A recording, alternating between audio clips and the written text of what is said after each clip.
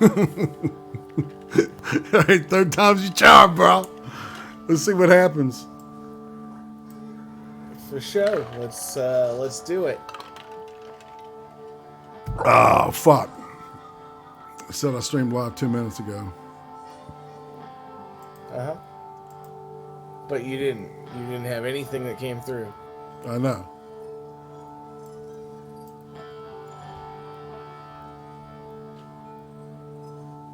Actually, I don't know about sound, because I usually keep my sound off so that I don't have an echo. So I don't say anything. Yeah, I don't either. I'm not seeing a single thing. In fact, it's odd I can't click on the video, actually.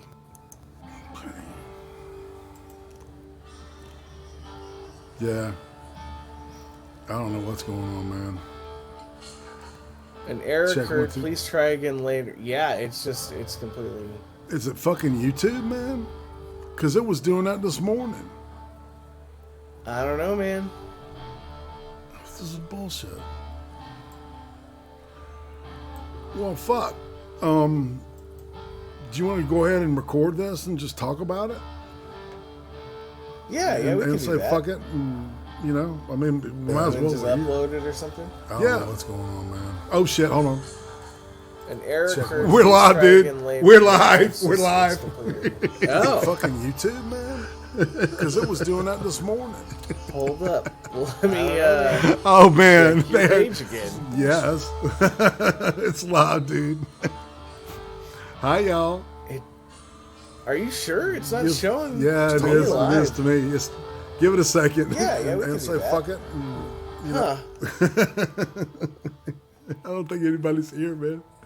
That is so funny. Oh, dude.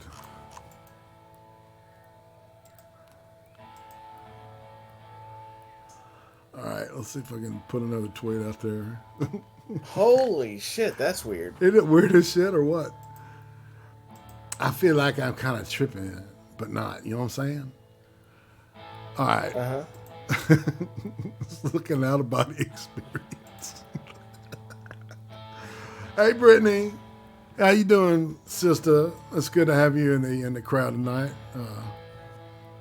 It's nice to see your artwork taking a nice little directional adjustment and shit. That's nice. That's growth and improvement, I think. What do you think, Brian? Oh, did you see her latest one? Yeah. Yeah. What did you think? Well, because I know what that is. It's based off a book that both me and her read. Well, it's really weird because it's almost identical to a self-portrait I did like years ago.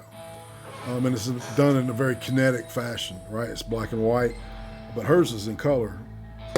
And it just looks kinetic. It's very kinetic, and I liked it. I like the kineticness of it. And that's how we're going to ease into this episode of Hot Takes, people. Me and the Butter Baron. How you doing, man? What up, fam? Yeah, this is about as boomer as it gets, y'all. So, welcome to the boomage. I'm just saying. Let's see. We're gathered, gang, to talk about Mindhunter, and it's season 1. If the guitar is just a little too loud, just let me know. It's nice to see everybody out there. There's a 20-second delay. I don't know what possessed me to make it that long, but it did. So I'll change it to 10 next week. Oh, it's fine. Don't worry about it. At least we're finally live. I know, man. I know. So we're going to say fuck it anyway and just record. It's recording. So balls to the wall. We're talking about Mindhunter, people. Season 1, Netflix. If you've got a Netflix subscription, you have access to it at this very moment. Producer is this dude, David Fincher, who you will see momentarily, bro. But this is the guy. 20 seconds, fam. Exactly. See, they hear us 20 seconds, so they're in time with the picture, right? but we're not.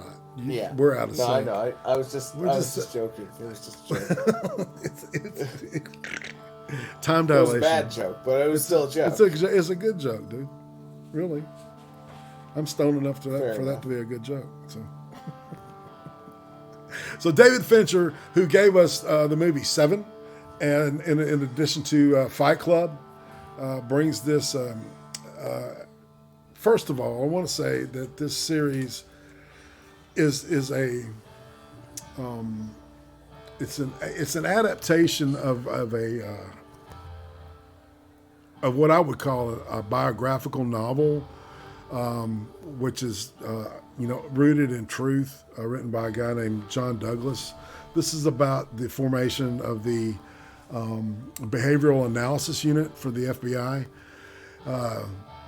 And the original people that the series refers to are John Douglas, who has done the two books I would recommend you reading are Mindhunter and then Journey into Darkness, because they both deal with what we're dealing with here on the series.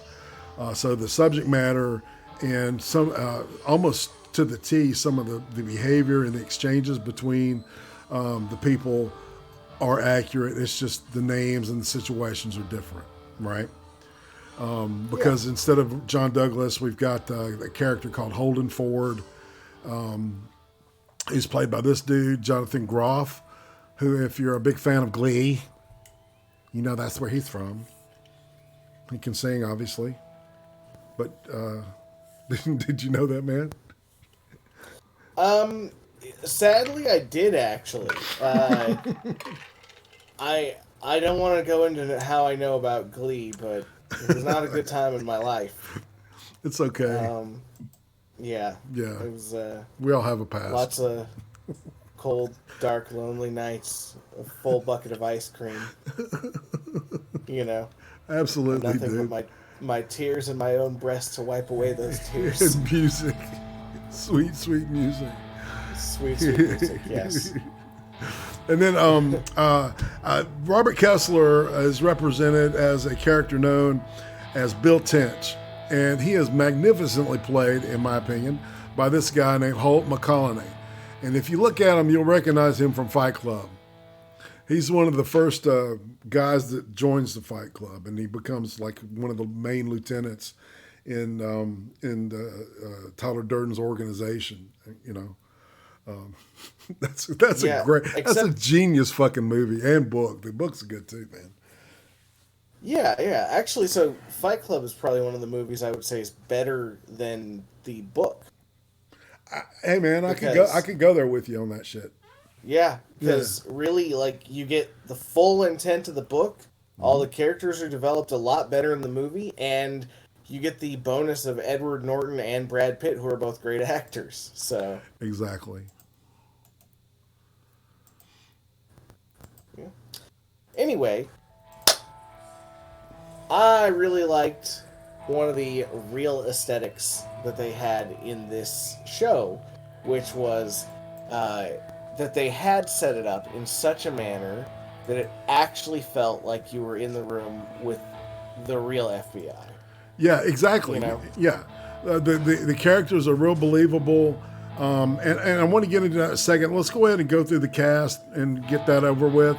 Anna Torv, you'll recognize her. She plays Dr. Wendy Carr, and she's really who represents Dr. Ann Burgess. Okay.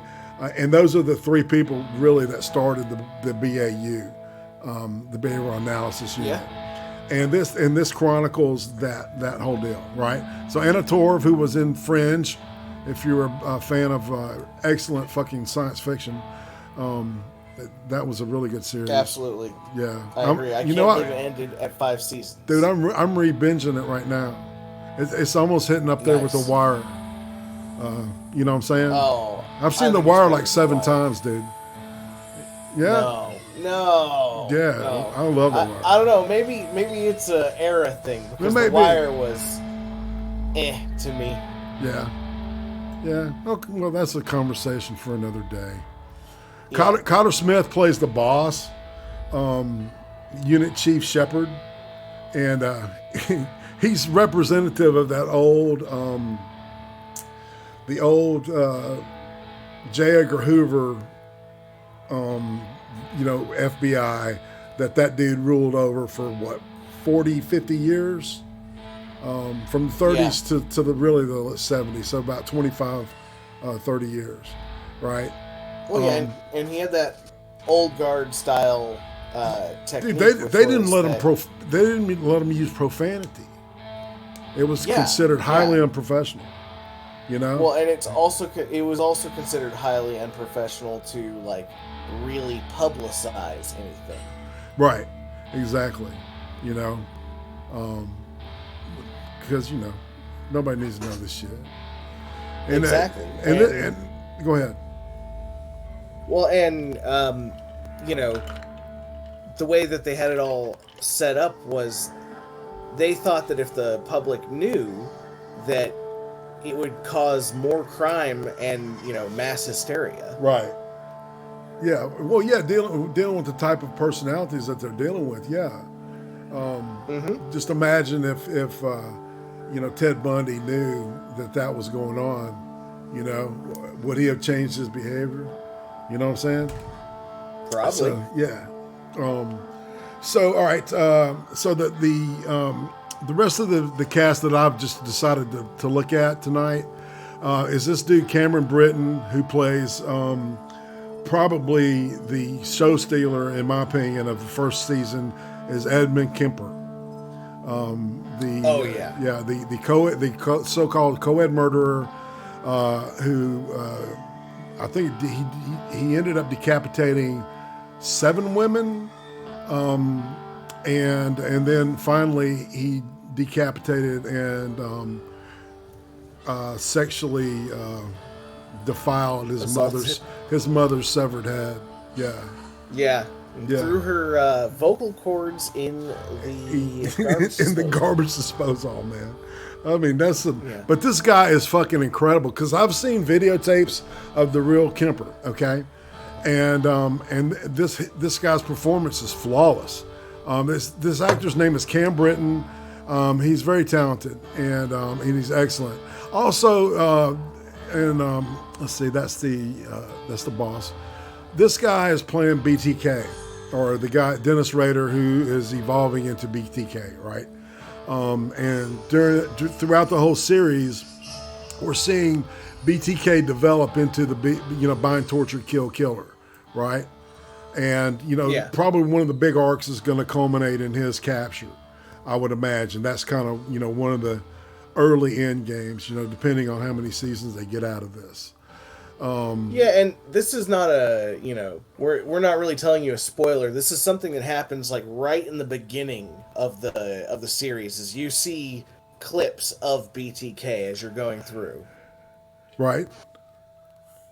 So it's pretty obvious, because the original clip that's in there is like from later on in his career. Right. So they've clearly portrayed him. And he looks, identical to BTK anyway. Yeah. So, it's really cool. And, I want to give this chick some notice. Hannah Gross, who plays Holden's love interest, Debbie Mitford, right? This chick is an incredible, sexy-ass woman. She's not real pretty, and she, you know what I'm saying? But there's something about her that's just like almost mesmeric about her, hypnotic, right? Almost. She's a very, very beautiful, sexy woman in a weird way. I don't know. What do you think, man? Too thin? Too skinny? No, it's just nothing special, really. Yeah, I don't know, man. It's that kind of that smoky, like that calm exterior. It's like. It's just, I don't know. It drives me crazy. Lotus says she looks like her. Does she need a spanking, That's Lotus? A lie. Does she need a spanking, Lotus? Is that what you're telling me? And the DNA determined that was a lie, Lotus. Yeah, the trace DNA. That we found on a Coke spoon. All right. Anyway, so we're gonna go to the main page now, where we'll have slides of the series. Will be going on in the background while Brian and I talk about the series, because we started talking about obviously. I mean, the whole hub of this fucking first series is, not only, okay, we're dealing with Holden being new. He starts out as a negotiator. He misreads the situation, and the guy's, killing himself and shit.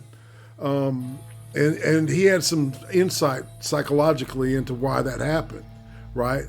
And he was saying that, we're not training. We're not being trained correctly, and well, yeah, right. So that was the hook of the show. Right. That was right in the intro. They've got this guy that takes a gun and just blows himself away, and in the process of doing so, he wanted his wife to be there to see it. Yeah, exactly. That's the whole point, was to get her there as soon as she got there. To get her there so that she would see him kill himself. But he, there was only really one way that they could have stopped it, and the greatest mistake that he made was, saying, "Oh, we don't have your wife right now. We can get her. How can I help you?" It was the being nice thing. He didn't want that. He just, he was like, "Oh well, I guess I'll be doing my damage now then," because the guy comes out with no pants on.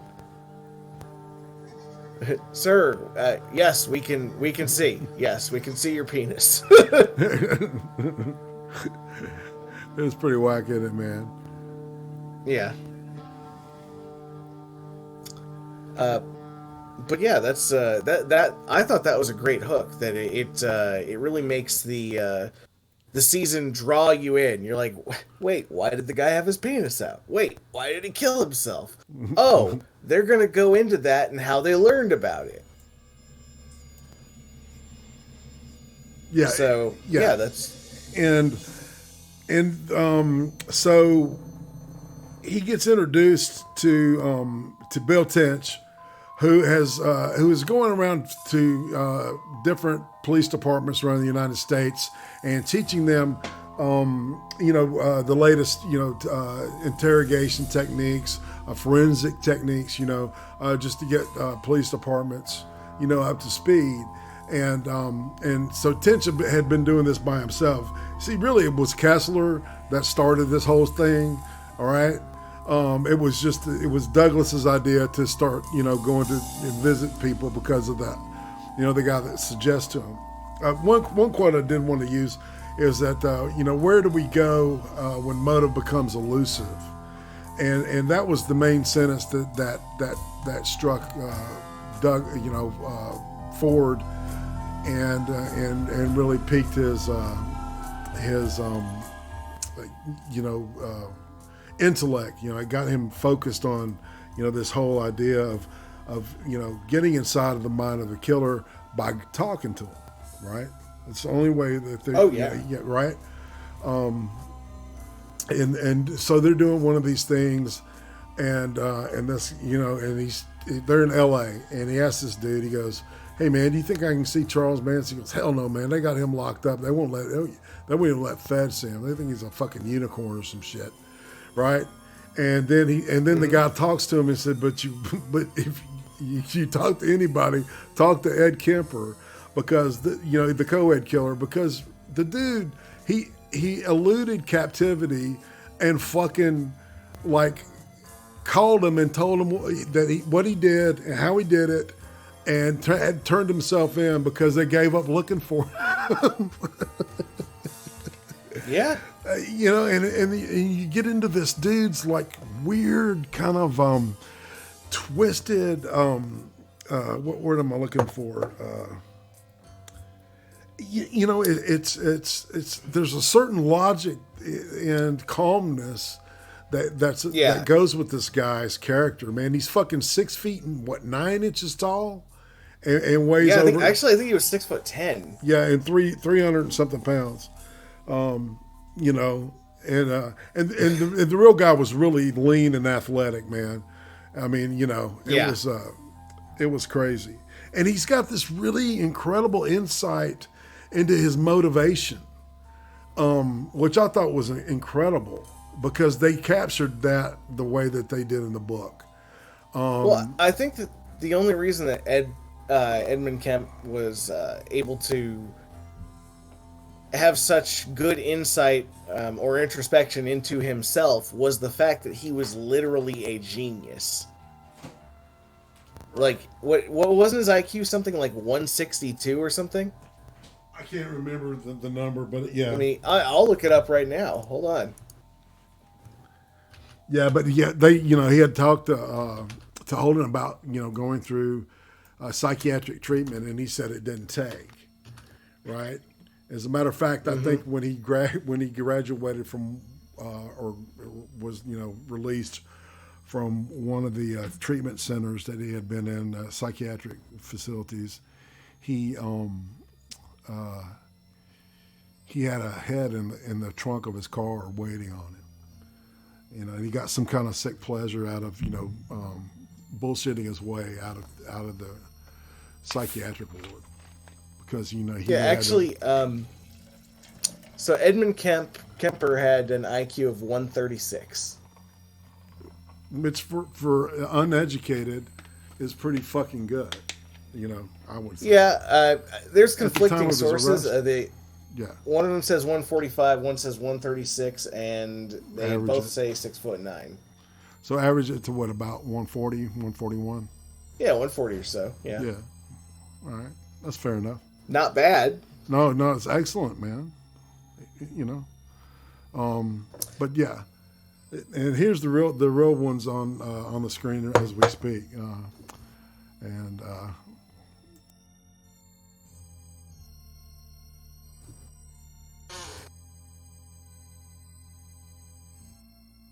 Oh, gross. Godmother finds Renee Zellweger sexy. That's disgusting. Hey, man. Ugh. Like my grandma used to say, there's always a fool for a fool. Whatever, man. Exactly. You know?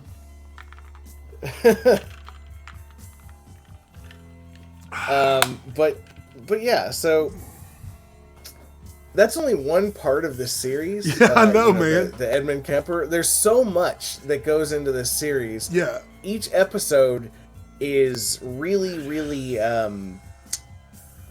just great character development, great storyline that's segmented, so you have different stories going on at the same time. Right. They go into like the backstory for I'm trying to remember what the first guy that interviews name is. You know, the FBI agent. The first guy they interviewed for The FBI agent with the, you know, the like goody two shoes one, not the cool one. Oh yeah. God, who is that? Is it Speck? No. He's the main character. Oh, Holden? Yes, Holden. Sorry. Yeah. So they go into his backstory a little bit in the first season, and he clearly has like trouble meeting women. He's awkward. He's, you know, it's exactly the type of person you would think would take up this job. Right. Because only somebody like that would bother in this era would bother when everyone else is like, you can't talk to him, he's a murderer, you know, he's it's morally incorrect to talk to him, and he's just like, oh no, why don't we figure out exactly what happened? And lo and behold, it starts working. Right. Adonis Paul message retracted. Hey man. Yeah, so yeah, and I really like the character development, you know, and the way that they're separating The characters of the show from the actual real people, I think is pretty cool. There's like all these parallels and shit, but I think that at some point, there's a departure, from reality there. Because Oh yeah, yeah. right. Well, And that's where this is better than a documentary, right? Because yeah, they actually dramatize it, and they dramatize it well. It's exactly. not over the top. It's every character is their own character, rather, Well, and it's So realistic for the time, and it's not like some kind of woke formula. absolutely, You know what absolutely. I'm saying? For instance, the doctor that they start to work with, what was her name? The tall blonde doctor. Dr. Wendy Carr.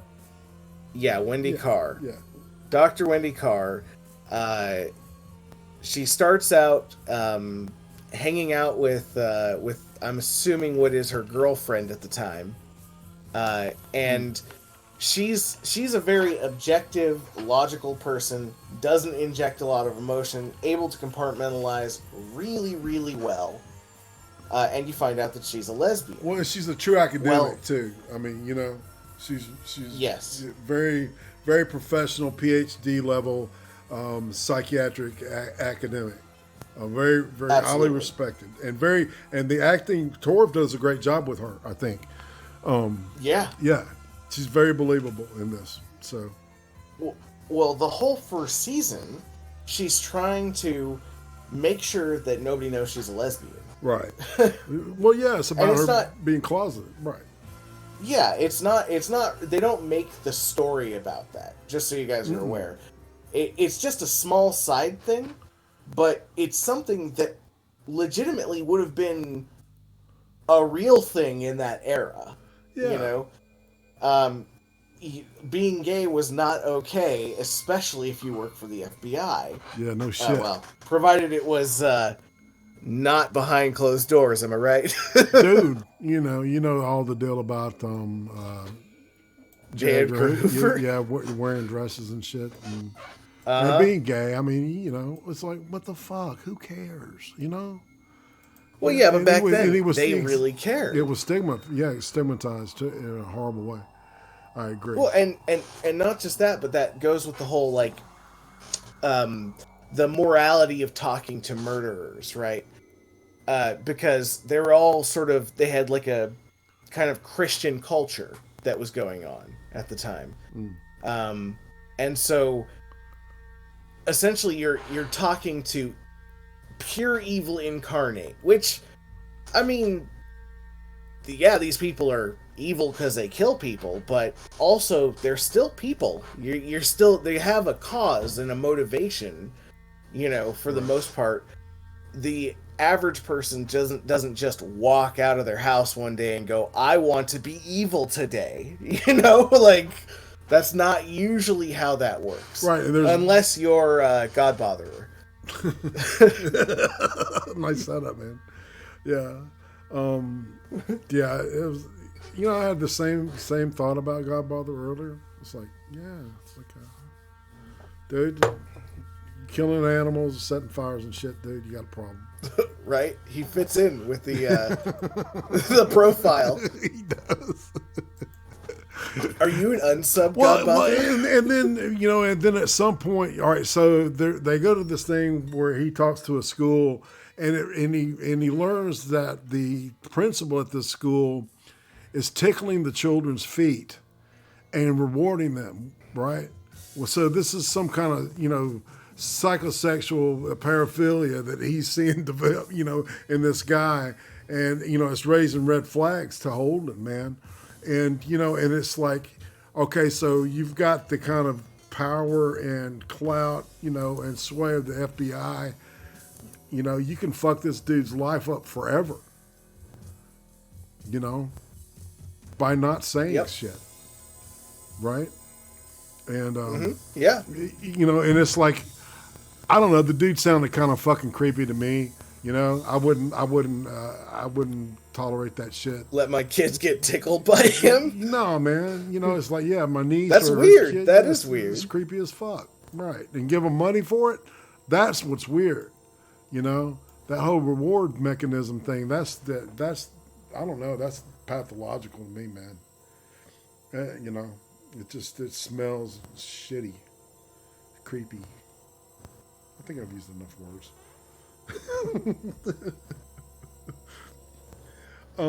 Yeah. So yeah, I've got some notes here because I was taking them. I love watching this series so much. It's because I think there's this connection I've got because I read the books, and it reminds me of a really really fun time in my life. And it says, so yeah, he's teaching a role play game. And the boss gets onto him because the guy uses profanity, and he was telling him to be realistic in the situation, right? Let's see, Tinch. Yeah. And,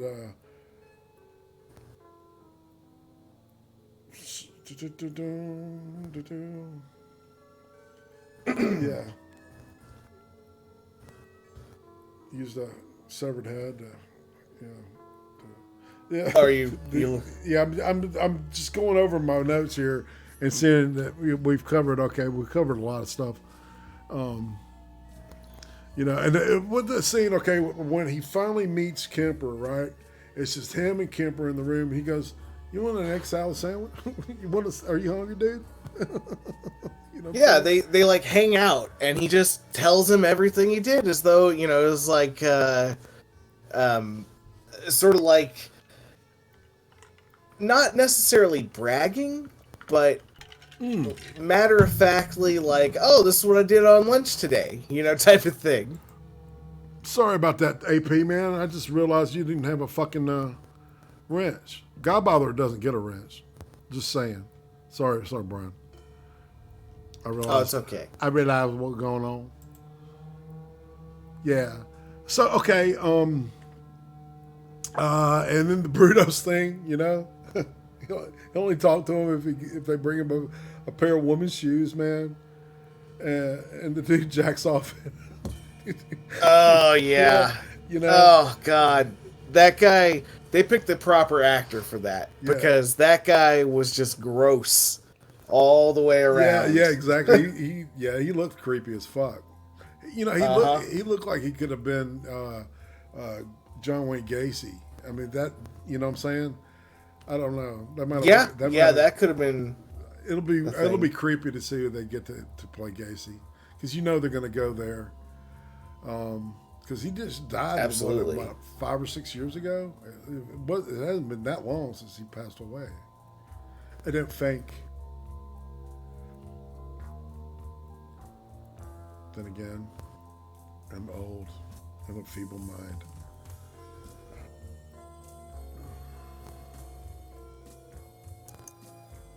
Let's see. I think that probably the only thing that I wish they had done a little differently was, I think that they should have had more murderers. I think they could have fit a couple extra in. I don't know if they're holding off for the other seasons or. Yeah, I think that's what it is. Because it's like the second book opens up with him on the Green River case, and that developed in the 90s. So, and there's a lot of shit that happens. And I believe they talked to Bundy, among others. So that's going to be interesting to see, because they've been using this uncanny, these great actors and the uncanny makeup, man. Especially with fucking the second season. We'll talk about that next week. But he ends up talking to David Berkowitz, the 44. Oh yeah, that's killer. Right. Yeah, and I mean that dude fucking creeped me out.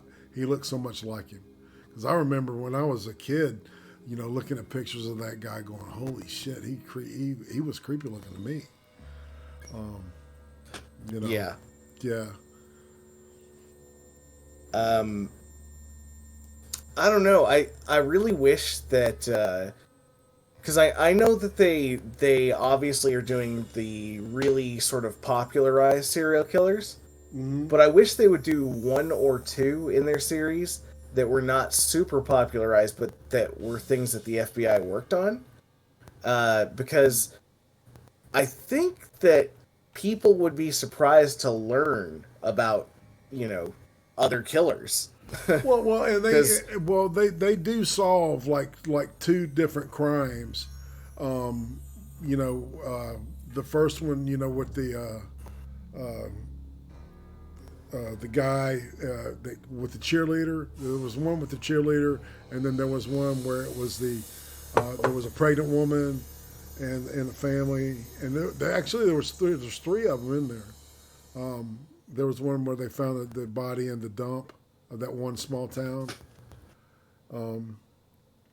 yeah, that's yeah. But like I said, I because I'm you know I love the some of the true crime novels, and there's a lot more. There's just for instance, um, well, I mean, obviously they're leading up to John Wayne Gacy, but uh, there I'm trying to remember what the name of the serial killer is, but he ended up working with another serial killer that was a cop, and it was around this same era. Oh And wow. yeah, and then it was just like they worked together for a little bit, and then they just split off from each other, and that was it. They, like weird, weird serial killer work Mm, relationship, you know, yeah. like Well, you know, they're not going to touch on some of the stuff like from Canada and stuff because this is totally in the U.S. thing. But oh I, no, this is a United States thing. yeah, and but I'm wondering now that I'm thinking about it if they ever worked with RCMP, right? Because the Yeah. RCMP had to get their behavioral analysis unit probably didn't. I mean, I would like to think that the United States FBI has credit for this. I don't know. You know, What up, Miles? I'm just a I'm just a product of my Cold War upbringing, programming. I'm just brainwashed, man. Just saying. So, Hey, Miles, what's up, dude? what did you think Comes of VTR. the? Wait a minute. Hello, you Mm-hmm. there? Mm-hmm. What did you think of the partner FBI agent, the one that was playing the tough guy? You know, Tench. has yes, Tench, yeah. Yeah. You know He how bad I am with names. yeah, he was fantastic. And in the second season, he even gets better, which is, I really like this actor in this role.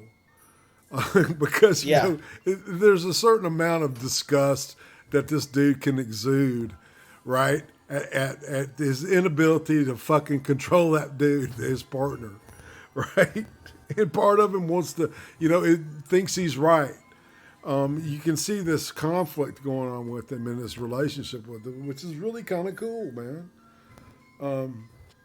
Because I think that he is part of that old, that Hoover structure of the FBI, where they expected professionalism on all levels, and that's why I think he and Wendy, Dr. Carr, click so well. It's on a purely professional level, right? yeah. Obviously, right? So, Wait, we don't know that. We haven't seen the third season yet. No, I'm just well, fucking you with you. don't know, man. I mean, because there's stuff that develops, and it's alluded to in the first season, right? That there's something going on with their kid in school, and we learn more about that in the second season. And there's some fucked up shit that happens, and I really like that. You know, taking Well, yeah. Go ahead. well, I was going to say taking drama and normal people and putting them in these situations where just horrible shit happens, right? Yeah, I mean, it humanizes them. It makes them. I know that Ouija, because me and Ouija watched part of this together. Um, he had said that not Tinch, but the other FBI agent, the square guy, came off as wooden a little bit, and I was like, I don't know, man. They do a really good job of making his all of the characters' backstories um, kind of pretty relevant and making the characters rounded so that they feel like people you might know. Um, Other than maybe the doctor, because she's just sort of an isolated person. Yeah, but I think But we're starting to learn more about her. It's like, okay, all of these characters are being sculpted, right, and they're very three dimensional, and that's what yeah, I love about it. That's the mark of a good series, is that absolutely. there's characters that that you like and that you care about what happens to them. It's an investment. It's an exchange, and and this thing pays off on every level for me, man. I love it. I can agree. I was pumped, man, when you said let's do this shit. I'm like, yes, finally. I want to talk about. I mean, if you're a fan of true crime or like I would say any action thriller or even like drama suspense, this falls within all those categories and it meets all the criteria for them. So it's like you get extra from it every time. Absolutely. The actor that they chose to play Edmund Kemp is larger than life. He's like fucking Paul Bunyan as you're watching. The other actors they chose are so different. It's great because they didn't just pull the dervish thug from EverQuest with all the bad guys. It wasn't just one model with different colors, shoes. They're all individually different and have their own very specific personalities. They at one point in the series they hire or they are trying to hire on a third guy to help with the interviews, and they end up yeah. Go ahead, man. they end up legitimately like discriminating against a black guy. Yeah, no shit, because and here this is a valid reason, and it's unfortunate that it's a valid reason, but they pointed out that most of these serial killers are white and that some of them are racist. So why would they talk to a black guy? Which makes sense. You don't really hide. See, that's what I was talking about, man. There's that kind of that attention and that it takes a lot of balls to do that in today's age, especially in Hollywood. Absolutely. So you give Fincher, that's Fincher, dude, and Charlize Theron, who's also an executive producer of this. That's right. Charlize Theron is on this. Yeah. So, and dude, I don't care what you say she looks like without makeup. She could check my oil any day. Oh, and thank you, Goat Man, for the $5. Giggity, my man. You. Dang. That's right. Giggity is what he wanted us to say, and we said it, and he said it. We're saying it together. Giggity. Giggity.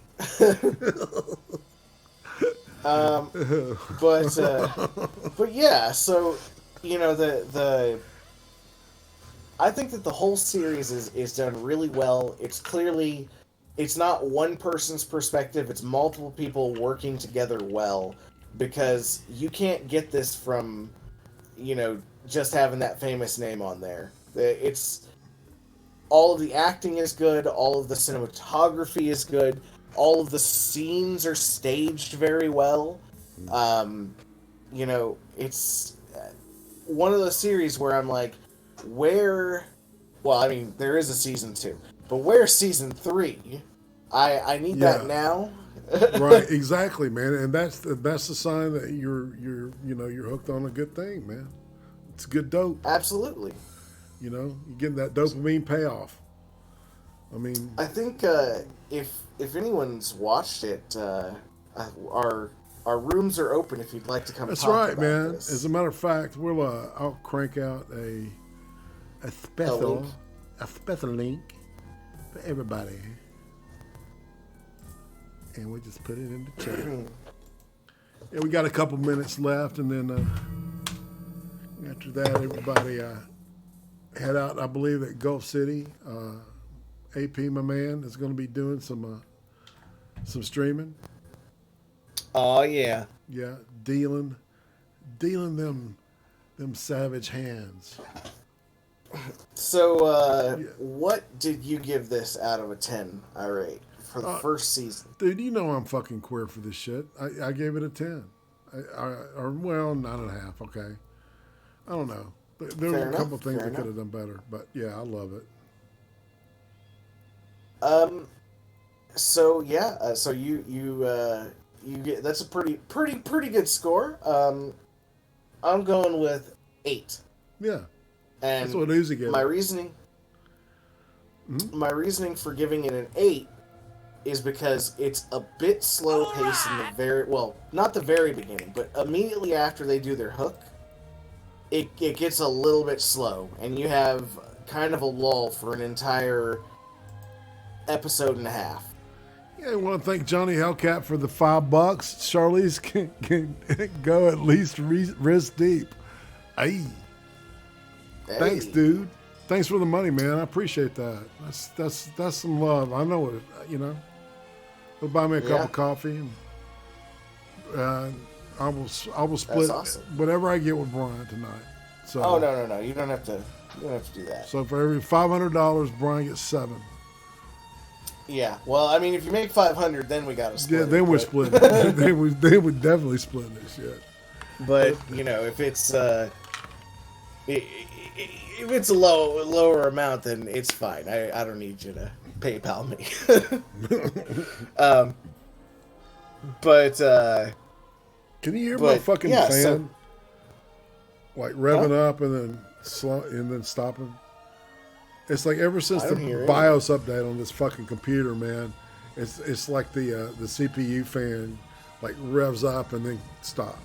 Anyway, yeah, I'm pissed. So I had to order a fan. So with that, those two donations, I don't hear it, man. Pay for that at all. Well, cool. Yeah. Yeah. Well, hopefully. So, like I said, I give it an 8 out of 10. I thought that it was a little bit slow right in the beginning, but other than that, had that not been in there, probably would have made it a solid 10 out of 10. Yeah. Just that's one of the things one of my pet peeves is when you start off a series super slow, unless it's warranted by a suspense or something. Then that's fine, but I was just I could see speeding that up a little bit. Right. But yeah, so that's really how I felt about the series. Waiting in the. I don't think anyone has joined us, unfortunately. Well, we're open for business for a couple more minutes. Well, I kind of got to run around 7.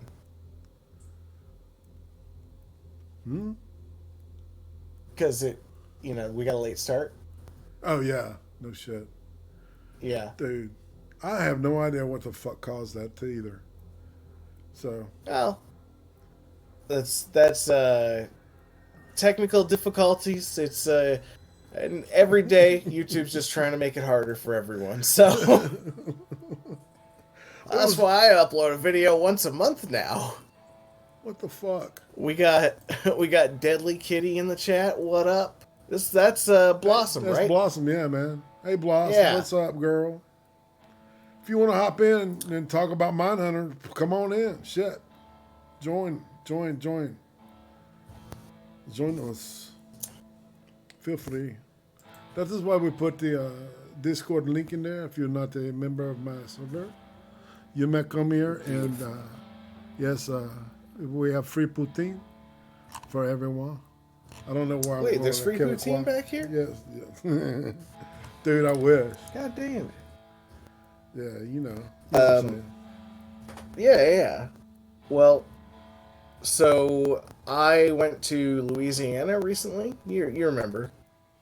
I had etouffee, and that is a whole different dish. It is like gravy on rice. Oh, dude, it's great. It's amazing. With Yeah, sausage, it's definitely yeah. not good for you, Yeah. but it's amazing. It's a hell of a way to die, man. I'm just saying. Yeah, and it's definitely a southern thing too, because you can. It's on the saltier side. Yeah, very coon-ass, very very French too, man. Yeah, I was just we were turning some people on to this stuff called chow chow here. I don't know if it seemed that Alabama's the only place that calls it that or whatever it is. It's some kind. It's like a hot pickled, like onions and corn. It's just like all this like leftover veggies or some shit, right? It's pretty good though. Anyway. Oh, I don't know how I do this shit, Brian. But I do. Fair enough. Yeah. I don't know what. I guess we're at the top of the hour. You want to just say next week it'll be season 2 of Mindhunter? Season 2. Yeah, and anything that we've forgotten tonight, we'll definitely address that next week. Absolutely. And everybody, in fact, if you have complaints, send them to IRATE. Yeah, please do, man. My DMs is Did lonely. you tell them about that? You got to tell them about that before you go. Tell them about what? Tell them about that complaint we got. That was hilarious. Oh, yeah, man. This lady said that we were one of the worst true horror channels basically that ever existed. There's like plenty that are a lot better than y'all, and it's like, no shit, bitch. You know, that's kind of the point of this thing. Oh, God, that was good. I was like, you know what? That's worth it. That right there is worth it. It is, man. Slow clap. I can't remember which goddamn, what episode was that on? Let me dig. See, I can go farther back. It was Exhibit A. Oh, wow. Okay. Yeah. Yeah, it was one of the more recent ones. Yeah, that sucked pretty hard, too, if I recall correctly. Yeah, Exhibit A, it was one-sided pretty badly. But, yeah. Yeah. That's the one with trace evidence and shit. So, yeah, there was some, junk science going on there. Okay, I remember now. Dude, I thought we did a good job on that. You know? See? Well, apparently that person did not. That's right. We're just not serious enough for we're not ID. No. We're not investigative discovery enough. I probably made a fart joke or something in the middle of it. You know? She wishes she could fart. And you know what I'm saying, people. Read between those lines. All right, ladies and gentlemen. Brian. Thug life, fam. That's right. Much love, everybody. Tomorrow night, Cream Stream 99. I've got to put a bunch of cringe together and shit. I've got it. I just got to add it. I got to stitch it together like Frankenstein. And then Sunday, I'll be talking to Petite Nikoko and Shane. They have a podcast called What's Happening. And Hapa Issues is something that they do a thing about. And these are people that are half Asian and half Caucasian. Or I just that's have a Asian. thing. yeah, and it's interesting. It's a very interesting subset, cultural subset. It's pretty cool, and really they're fascinating people. They met, fell in love on the interwebs, and they got married, and they're together now. So it'll be my first married couple ever, right? Well, if you want to hop in, Blossom, hop the fuck in and jam. I mean, really. Yeah, hurry the fuck up, right? Blossom. Should her get off the pot there, honey. She knows I'm kidding. I'm just, you know, I'm not mean. I'm not mean to. I'm people. not. I'm not mean to women. Just the one I'm married to. Yeah. I pay. You know, you pay for it anyway. I say fuck it, y'all. We'll see you later. Bye, fam. Boss, if you want to Thug life, come in, fam. we'll see you next week. All right.